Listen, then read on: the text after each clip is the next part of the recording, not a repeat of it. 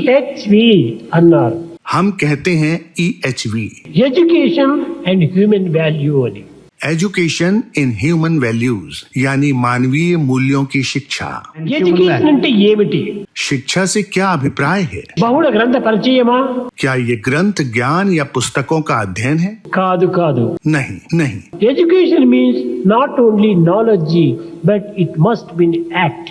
शिक्षा केवल ज्ञान नहीं है, बल्कि उसे आचरण में लेना है. ఆచరణలో పెట్టేటువంటి హ్యూమన్ వాల్యూ, మానవతా విలువను ఎవరు ఆచరణలో పెడతారో అదే హ్యూమన్ వాల్యూ, అదే ఎడ్యుకేషన్ అండ్ హ్యూమన్ వాల్యూ. मानवीय मूल्यों का सच्चा अर्थ है मानवीय मूल्यों को आचरण में लेना, दैनिक जीवन में उनका अभ्यास करना. ఏమిటి ఈ హ్యూమన్ వాల్యూ? मानवीय मूल्य कौन कौन से हैं? సత్య, ధర్మ, శాంతి, ప్రేమ, అహింస పేర్లు మాత్రం ఉచ్చరిస్తున్నారు. इन्हें सत्य, धर्म, शांति, प्रेम और अहिंसा कहकर जानते व बताते हैं. ఇది కాదు. लेकिन ऐसा नहीं है. మానవుని యొక్క విలువలు తనకు సహజంగానే తన వెంటనే తన రక్తంతోనే కూడి ఉన్నాయి. स्वाभाविक रूप से ही मानव के रक्त में मानवीय मूल्य विद्यमान है. సత్యము మానవుడు చెప్పతగినటువంటిది. केवल सत्य ही कहा जाना चाहिए. ధర్మము మానవుడు చేయతగినటువంటిది. केवल धर्म यानी सदाचरण पर ही आचरण किया जाना चाहिए. శాంతము తాను అనుభవించదగినటువంటిది.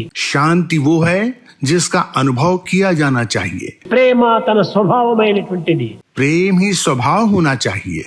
అహింసకు అతి దూరమైనటువంటిది మానవత్వం. मानवत्व से अहिंसा बहुत दूर हो गई है. ఇవన్నీ కూడాను మానవుని యందు సహజమైన స్వరూపాన్ని ధరించినవి. इन सभी का एक सहज स्वरूप ही स्वभावतः मानव की प्रकृति है. కనుకనే ఈ గుణములు ఉండినటువంటి వాడే మానవుడు. इसलिए जिसमें ये गुण होंगे वही एक सच्चा मानव है. ప్రేమ, దయ, సహనము, సానుభూతి, సత్యము, త్యాగము ఇలాంటి గుణములతో కూడినటువంటి వాడే మానవుడు. प्रेम, दया, सहनशीलता, सहानुभूति, सत्य और त्याग, जिसमें ये गुण है वही सच्चा मानव है. కోపము, ద్వేషము, అసూయ, ఈర్ష్య, డంబము, అహంకారము ఇవన్నీ కూడాను అనిమల్ క్వాలిటీస్. क्रोध, द्वेष, असूया, ईर्ष्या, अहंकार और दंभ ये पशुओं के गुण हैं. కనుక ఎప్పుడు ఈ మానవుని యందు కోపం వచ్చునో I'm not animal, I'm man, I'm man, I'm man అని ఈ అనిమల్ క్వాలిటీని మనం దూరం చేయడానికి తగిన కృషి చేయాలి. जब किसी को क्रोध आए तो उसे यह कहना चाहिए कि मैं कोई जानवर नहीं हूँ, मैं एक मनुष्य हूँ, मैं एक मनुष्य हूँ, मैं एक मनुष्य हूँ, और इसे इस प्रकार अपने क्रोध से छुटकारा पा लेना चाहिए. ఇది గ్రంథములతో చదివేటువంటిది కాదు. इसे पुस्तकों में नहीं पढ़ा जा सकता. అసూయ, ఈ అసూయ కూడాను కేవలం మృగములకైనా లేదు కానీ ఈనాడు దురదృష్టవశాత్తు మనుషుల్లో ప్రవేశించింది. असूया यहाँ तक कि जानवर भी इसके दोषी नहीं है, किंतु यह मानवता में प्रवेश कर गई है. నాకు అడవుల్లో సంచరించేటువంటి మృగాలను చూస్తే ఎంతో ఆనందం వేస్తుంది. जब हम एक वन में जंगली पशुओं, मृगों को देखते हैं तो हमें बहुत आनंद आता है. ఆ మృగము చాలా అందంగా ఉందే అని మరొక మృగము అసూయ పడదు. कोई मृग दूसरे पशु से ईर्ष्या का अनुभव नहीं करता कि वह ज्यादा सुंदर है. ఆ మృగము చాలా పుష్టిగా ఉందే నేను లేకపోతేనే అని తాను అసూయ పడదు.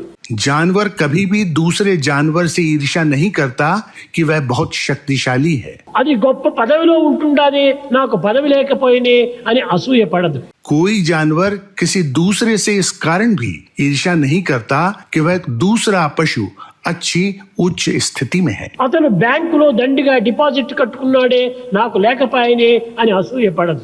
एक जानवर किसी मनुष्य से इसलिए भी ईर्ष्या का अनुभव कभी नहीं करता कि उस मनुष्य के पास बैंक में बहुत सारा धन जमा है. కానీ ఈనాటి మానవుని యందు ప్రతి చిన్న విషయం నందు కూడాను అసూయ అసూయ అసూయ. लेकिन आज के मानव में बहुत छोटे छोटे कारणों से भी ईर्ष्या ईर्ष्या ईर्ष्या होती है. ఒకడు రెండంతస్తులు మేడ కట్టుకుంటే పక్కింటి వానికి అసూయ. यदि कोई 2 मंजिला भवन बनाता है तो पड़ोसी ईर्ष्यालु हो जाते हैं. ఒక ఆఫీసులో ఒకనికి ప్రమోషన్ వస్తే రెండో వాడికి అసూయ. यदि कोई कार्यालय में पदोन्नत हो जाए तो दूसरा उससे ईर्ष्या करने लगेगा. ఇది మృగాలకు కూడాను లేనటువంటి అసూయలు ఈనాడు మానవుల్లో ప్రవేశించింది. जबकि जानवरों में ईर्ष्या का नितांत अभाव है, लेकिन ये गुण मानवों में प्रवेश कर गया है. ఇంకా వీడు మానవుడు ఎక్కువ కాదు. तब तुम स्वयं को एक मानव कैसे कह सकते हो? కనుకనే నేను మానవుడను అనేటువంటి సత్యమైనటువంటి విశ్వాసాన్ని మానవుడు పెంచుకోవాలి. मैं एक मानव हूँ, मैं एक मानव हूँ, यह सच्चा विश्वास रखते हुए हमें ऐसी भावना को विकसित करना चाहिए. అప్పుడే ఈ యొక్క దుర్గుణములు మనకు దూరం అయిపోయి మానవతా విలువలను పెంచుకున్న వారం అవుతాం. केवल इन दुर्गुणों को दूर करके ही हम मानवीय मूल्य विकसित कर सकते हैं. అన్ని కేవలం మృగ లక్షణాలు మన మనసులో పెట్టుకొని నేను హ్యూమన్ వాల్యూ అంటే ఎట్లా వస్తుంది మనకు? स्वयं में सभी पशुवत गुणों को रखते हुए केवल मानवीय मूल्य रखते हुए तुम उन्हें कैसे विकसित कर सकोगे? ఈ టంబ్లర్ నిండుకును తీయని నీరు పోసాము. यह गिलास मीठे पानी से भरा हुआ है. ఈ నీరుని మనం పోగొట్టినప్పుడే మరొక నీటిని మరొక పదార్థాన్ని ఇందులో పోసుకోవటానికి వీలవుతుంది. जब तक तुम पानी को बाहर उड़ेल नहीं दोगे, तुम इसे किसी अगली चीज से नहीं भर सकते. ఈనాడు మానవుని హృదయం లోపల అన్ని దుర్గుణాలతో నింపుకున్నాడు. आज मानव ने अपने हृदय को दुर्गुणों से भर रखा है. వాటిని పారబోసినప్పుడే ఈ మానవతా విలువలు ఇందులో నింపుకోవడానికి వీలవుతుంది. जब तक तुम सभी दुर्गुणों को बाहर उड़ेल नहीं देते, स्वयं में मानवता नहीं भर सकते. ప్రతి మానవుడు కూడాను అసత్య మార్గంలో ప్రవర్తిస్తున్నాడు.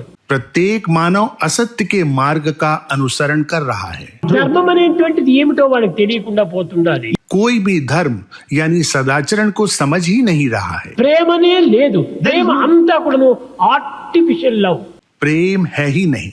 जो कुछ भी है वो केवल नकली प्रेम है. కానీ హార్టే లేదు అతనికి. हृदय है ही नहीं. ఇలాంటి కృత్రిమమైనటువంటి జీవితంలో ఉండినటువంటి వాడికి హ్యూమన్ వాల్యూ ఎట్లా మనకు లభ్యమవుతుంది?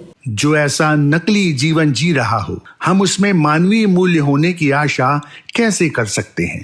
కనుక అధ్యాపకులు మొట్టమొదట తమ హృదయంలో ఉన్నటువంటి మాలిన్యాన్ని పరిశుద్ధపరిచి పవిత్రమైన నిర్మలమైన నిశ్చలమైన నిస్వార్థమైనటువంటి యొక్క దివ్యత్వాలను నింపుకోవాలి.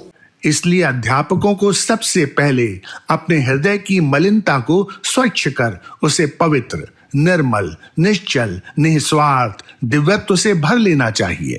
ఏదో కొన్ని శ్లోకాలు నేర్పినంత మాత్రమున హ్యూమన్ వాల్యూ అనకూడదు. केवल श्लोक मात्र दोहराना कोई मानवीय मूल्य नहीं है. समस्त लोक